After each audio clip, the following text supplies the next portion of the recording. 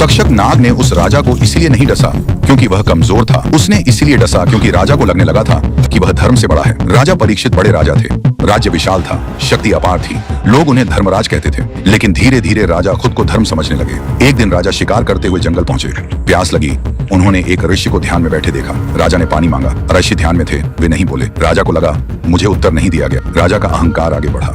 राजा ने पास पड़ा मरा हुआ सांप उठाया और ऋषि के गले में डाल दिया।